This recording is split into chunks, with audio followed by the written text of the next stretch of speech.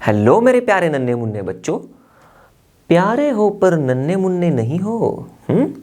तो मैं हूं Shubham from लर्नो hub, the free learning platform जहां पर आप मैथ्स, साइंस और सोशल स्टडीज सब कुछ पढ़ सकते हो absolutely for free at learnohub.com। तो चलो शुरू करते हैं।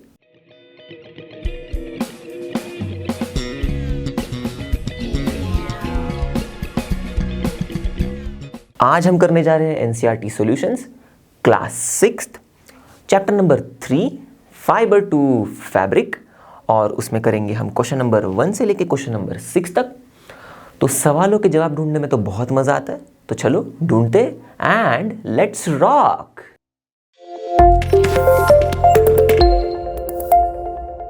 तो चलो बच्चों आते हैं पहले सवाल पर।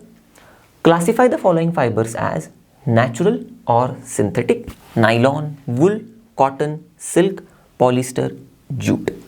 तो पूछा है हमसे कि ये जो फाइबर्स दिए हुए हैं इनमें से कौन से नेचुरल फाइबर्स हैं और कौन से सिंथेटिक फाइबर्स हैं। तो सबसे पहले ये समझ लेते हैं कि नेचुरल फाइबर्स होते क्या है। नेचुरल फाइबर्स मतलब जो हमें नेचर से मिलते हैं, मतलब प्लांट्स और एनिमल्स से। और सिंथेटिक फाइबर्स मतलब वो फाइबर्स जो हमें आर्टिफिशियली बनाने पड़ते हैं। आर्टिफिशियली कैसे बनाएंगे? केमिकल से। और ये फाइबर्स हमें नेचर से नहीं मिलते। ओके, तो अब इन फाइबर्स में से कौन से हमें नेचर से मिल रहे, प्लांट्स और एनिमल से मिल रहे, और कौन से हमें आर्टिफिशियली बनाने पड़ रहे, ये हमें देखना है। तो शुरुआत करते हैं नाइलॉन से। तो पहले ये समझ लेते कि इन फाइबर्स का फैब्रिक कैसे दिखता है। तो नाइलॉन का फाइबर से जो फैब्रिक बन रहा है वो कुछ ऐसे दिखता है, थोड़ा शाइनी सा होता है। फिर है वुल, इसके जो फाइबर्स होते हैं कुछ स्वेटर की तरह कपड़े बनाते हैं ऐसे। कॉटन, मेरा टी शर्ट ही ले लो, कॉटन का है। तो कॉटन के टी शर्ट्स भी आपने पहने होंगे, तो वो कुछ ऐसे दिखते हैं। कॉटन के फाइबर से कॉटन के फैब्रिक्स बनते हैं कुछ ऐसे। सिल्क के फाइबर से कुछ ऐसे एकदम बहुत से लश्चरस और सुंदर दिखने वाले, एकदम स्मूथ शाइनी दिखने वाले फाइबर्स बनते हैं सिल्क से। पॉलिस्टर तो आजकल बहुत बड़ा ट्रेंड में चल रहा है, जल्दी सूख भी जाता है, खराब भी जल्दी नहीं होता, तो कुछ ऐसे फाइबर्स होते हैं वो। और जूट, ये तो हमें जूट प्लांट के स्टेम से मिलते हैं, तो इनसे गनी बैग्स वगैरह ऐसी चीज़ें बनाई जाती है। तो ये सब प्रकार के फाइबर्स हम लोग ने देख लिए। अब आते हैं हमें कौन से सोर्स से मिल रहे हैं। नेचुरल सोर्सेस से मिल रहे हैं या आर्टिफिशियल सोर्सेस से मिल रहे हैं। तो नाइलॉन ये तो बनता है केमिकल से, तो इसका मतलब ये तो भाई नेचुरल नहीं है। तो हम लिख देते हैं फिर ऐसे सिंथेटिक और नेचुरल, ऐसे दो कॉलम्स बना देते हैं हम। तो सिंथेटिक में तो हो जाएगा नाइलॉन, क्योंकि ये तो हमें भाई नेचर से मिलते नहीं है। आगे बढ़ते हैं वुल की तरफ। वुल तो हमें शीप और गोट से भी मिलता है, याक से भी मिलता है। तो भाई ये तो एनिमल से मिल रहा है, तो ये नेचुरल हो गया, तो लिख देंगे वुल। आगे बढ़ते हैं कॉटन की तरफ। कॉटन तो हमें कॉटन प्लांट से मिलता है, कॉटन प्लांट्स के फ्रूट से मिलता है, तो ये भी नेचुरल हो गया, प्लांट से मिल रहा है इसलिए, तो लिख देंगे इसे नेचुरल में, ये भी नेचुरल फाइबर है। आगे बढ़ते हैं सिल्क की तरफ। सिल्क जो है वो हमें सिल्क वर्म के कुकून से मिलता है। सिल्क वर्म जो कुकून बनाता है उससे हम सिल्क फाइबर एक्सट्रैक्ट करते हैं, निकालते हैं। तो सिल्क भी हो गया एनिमल बेस्ड फाइबर जो एनिमल से मिल रहा है, तो ये भी नेचुरली हो गया। और आगे बढ़ते हैं पॉलिस्टर की तरफ। पॉलिस्टर भी हम केमिकल कंपाउंड से बनाते हैं, तो ये केमिकल कंपाउंड से बन रहा है, नेचुरल से नहीं बन रहा है सोर्सेस से, तो ये सिंथेटिक में जाएगा। और सबसे लास्ट में आते हैं जूट की तरफ। तो जूट के गनी बैग्स तो आपने देखे होंगे, और ये तो बनते हैं जूट के प्लांट के स्टेम से, तो ये तो बनते हैं प्लांट से, तो ये हो गए नेचुरल। तो बस लिख दो इन्हें नेचुरल में, तो हो गया। हमने फाइबर्स को बड़े आसानी से सिंथेटिक और नेचुरल में क्लासिफाई कर दिया। तो चलो बढ़ते हैं अगले सवाल की तरफ। State whether the following statements are true और फॉल्स। तो सही है या गलत है ये स्टेटमेंट्स, ये बताने हैं हमें। तो एक एक स्टेटमेंट को देखते देखते चलते हम। Yarn is made from fibres. तो यार्न मतलब थ्रेड। तो थ्रेड जो होता है वो फाइबर से बनता है क्या? बिल्कुल, एब्सोल्युटली राइट।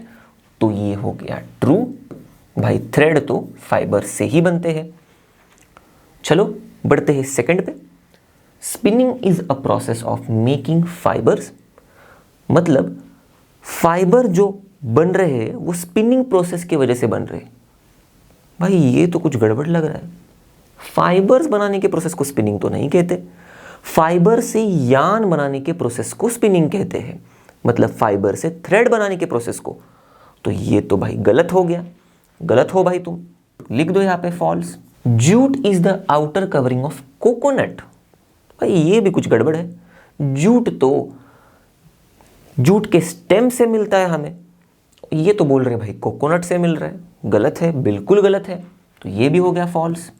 फिर the process of removing seed from cotton is called ginning, ये कुछ सुना सुना सा लग रहा है क्या?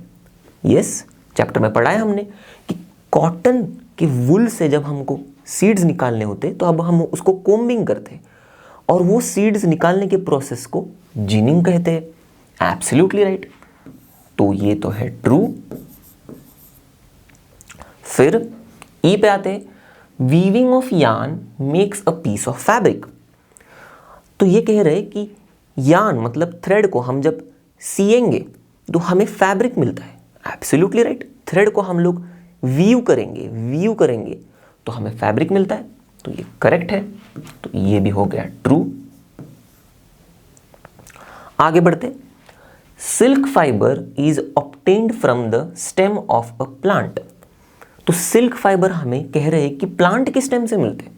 अभी तो देखा था हमने पहले सवाल में, सिल्क फाइबर सिल्क वर्म के कुकून से मिलते हैं, प्लांट से तो नहीं मिलते, तो ये तो भाई गलत है। गलत हो तुम भैया, क्यों आ गए यहाँ पे, गलत स्टेटमेंट हो, फॉल्स।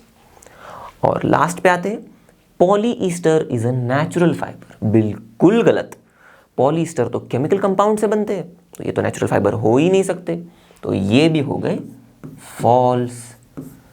और इसी के साथ हमने सभी स्टेटमेंट्स को ट्रू फॉल्स बता दिया है।